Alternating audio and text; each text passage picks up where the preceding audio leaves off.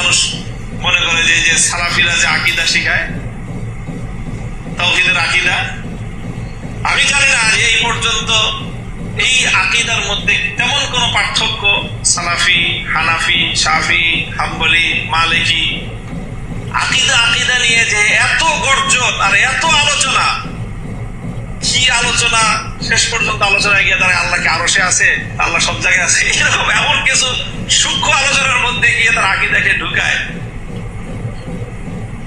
এইরকম আকীদার সংশোধন নয়, একটা আকীদার সংশোধন হইতে হবে এবং সেটা উম্মার আকীদার সংশোধন হইতে হবে। এটা সালাফিদেরও সংশোধন হইতে হবে, হানাফিদেরও সংশোধন হওয়া লাগবে, সুন্নিদেরও এই আকীদার সংশোধন হওয়া লাগবে, দেওবন্দীদেরও এই আকীদার সংশোধন হওয়া লাগবে, আহলে হাদিসদেরও এই আকীদার সংশোধন হওয়া লাগবে। গোটা দুনিয়ার সকলের এই আকীদার সংশোধন না হওয়া পর্যন্ত মুসলমানদের মুক্তির পথ তারা খুঁজেই পাবে না। সেই আকীদাটা হলো মুসলমানদের একটা আকীদা ধারণ করতে হবে। সেই আকীদাটার নাম হলো আল আকীদাতুল জিহাদিয়া।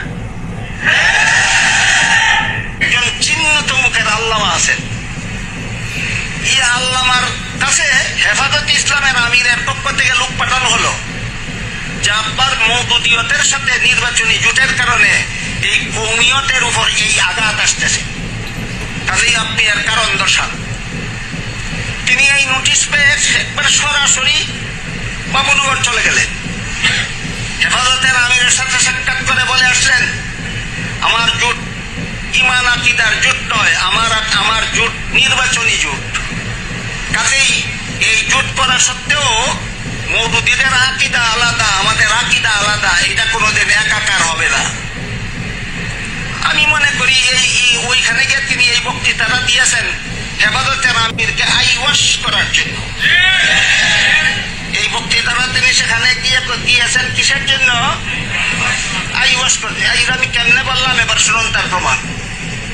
সেখানে গিয়ে এই বক্তৃতা দিলেন যে মওদুদীদের আকীদার সাথে আমাদের আকীদার কোনো মিল নাই, আমাদের আকীদার সাথে মওদুদীর আকীদার কোনো মিল নাই। আমি জোট আকীদার ব্যাপারে করিনি, আমি জোট নির্বাচনের ব্যাপারে করেছি। সেই বক্তৃতা দিয়েছেন সেখানে গিয়ে। বাইরে এসে তিনি যে বক্তৃতা দিয়েছেন সেটা হলো, আজকাল আকীদা নিয়ে বড় বাড়াবাড়ি করা হচ্ছে। দেখেন এখনের বক্তৃতার ভঙ্গিটা দেখুন, আজকাল আকীদা নিয়ে বড় বাড়াবাড়ি হচ্ছে। এই বাড়াবাড়ি ঠিক নয়। আসলে সালাফিদেরও আকীদা সংশোধন করা দরকার, দেওবন্দীদেরও আকীদা সংশোধন করা দরকার, হানাফিদেরও আকীদা সংশোধন করা দরকার। তার এই বক্তব্য আমার কাছে সংরক্ষিত আছে, তার এই বক্তব্য আমার কাছে এই বক্তব্যের রেকর্ড আমার কাছে সংরক্ষিত আছে। আপনারা কেউ দেখতে চাইলে অথবা ডাউনলোড করে নিতে চাইলে নিতে পারেন। ওইখানে গিয়ে বলেন মওদুদীদের আকীদা আলাদা, দেওবন্দীদের আকীদা আলাদা, আমি একাকার করার পক্ষে নই। বাইরে এসে বক্তৃতা দিয়ে বলেন আজকাল আকীদা নিয়ে বড় বাড়াবাড়ি করা হচ্ছে। আসলে আমার দৃষ্টিতে সালাফি আকীদা আর দেওবন্দি আকীদা, সালাফি আকীদা আর হানাফি আকীদায় তেমন কোনো পার্থক্য নয়। বাইরে শুনলেন তো, আমাদের বাংলাদেশে, শুধু বাংলাদেশ নয় সারা পৃথিবীতে এই দুইজনকে নিয়ে মানুষ ইউটিউবে, ফেসবুকে বিরোধ মন্তব্য করতেছে। যারা ইমাম সাহেবের পক্ষ আছেন, তো ওনার যে নির্বাচনী জোট আছে, জোটের মানুষেরা ওলুফুর হিসাবে পক্ষে কথাগুলো, বিরুদ্ধে কথাগুলো বলছেন। আর যারা আল্লামা ওলুফুরের পক্ষ আছেন, তারা কিন্তু আল্লামা মামুনুর বিরুদ্ধে কথাগুলো বলছেন। তো কোনটা সঠিক কোনটা বেঠিক আপনার কমেন্টে জানাবেন। বাইরে একজনে বলল সিলে খান নিয়ে গেছে, তার পিছনে দৌড়বেন, এটা হতে পারে না।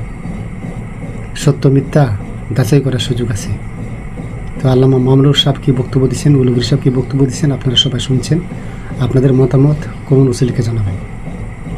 ধন্যবাদ সবাইকে।